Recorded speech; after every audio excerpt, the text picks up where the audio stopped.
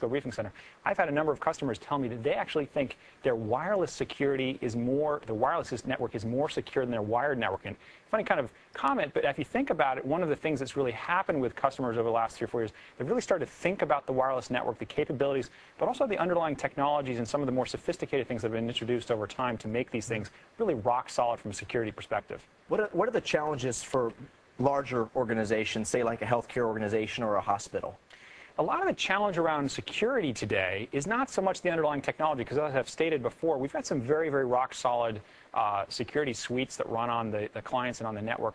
Really, the issue more now is customers thinking about security in a holistic sense and understanding the way that underlying technologies as well as the ways in which you actually deploy them and have a consistent security methodology across your entire network. The WCS interface, or the WCS management utility that I've showed you, actually is a great way to provide that holistic really view of your wireless network. And we can actually take a look. Yeah, let's go back to the WCS interface. Good stuff. And let me show you a couple of different elements of security. There are really many ways to approach this one. Where we left off before, we were looking at the 4th floor of Building 14 here in San Jose, and we're looking at all the different kind of clients here. But let me back out of the 4th floor here and really go back to the front view of the entire network. So there's a number of different ways to approach this. The first thing you'll notice is that on the front screen here, we obviously have the snapshot here in the lower left showing the different kinds of situations. You can click down there and figure out different kinds of rogue APs and security situations there. You could actually go and just look at, for instance, take an aerial look at your campus. This is actually an aerial look at the Cisco campus, showing the different buildings here scattered around San Jose. And here we actually notice that in Building 14, there's actually a yellow line around the building, which indicates there are some security situations we want to take a look at there.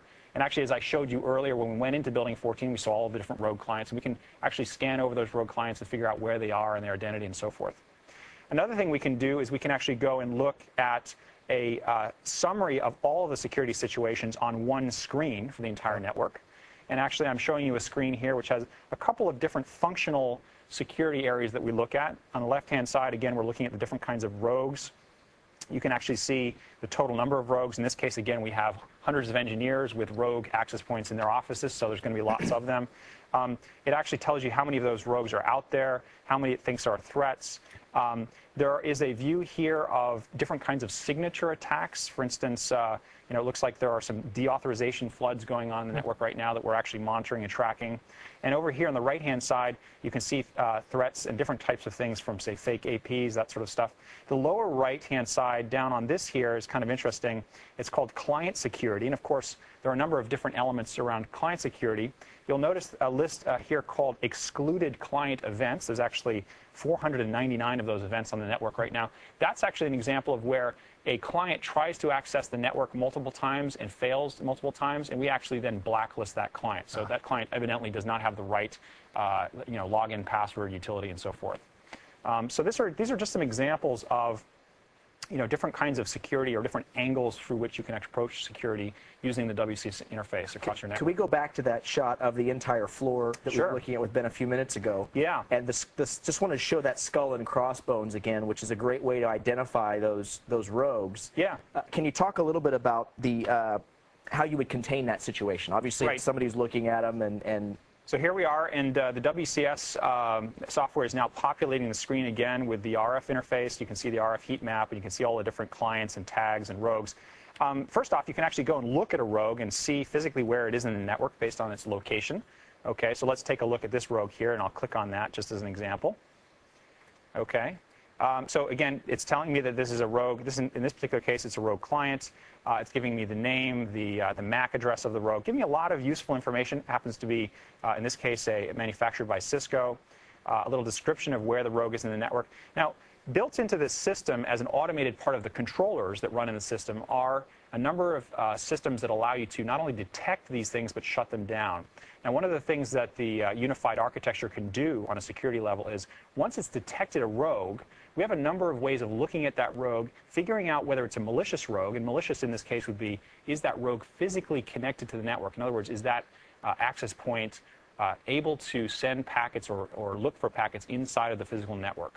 And so what we'll do in that situation is we can actually have one of our other access points that's a known good access point, try to associate with the rogue and send messages through that rogue back through the network to the WCS interface and the controllers. If it's successful at doing that, we know that that rogue now has physical access to the network, and we need to go and address the situation and try to shut it down. So there's really some very powerful capabilities built into the system for doing that kind of thing. So, Ben, that's a great demo. Why don't we talk about some real-life examples, maybe some unique ones that really make the point how secure wireless is now and how it's being deployed? Good question. Yeah, I mean, to really bring this into the real world here, you know, you'd be amazed at some of the customers that have deployed these systems. And in some cases, you would be surprised that they're using wireless just because they're in very secure environments. Probably the best example I can think of is actually one of the world's largest stock exchanges has their traders running around with wireless PDAs, and these are all networked together through Cisco's wireless networking system. I can just imagine there's probably billions and billions of dollars moving across that wireless system every day.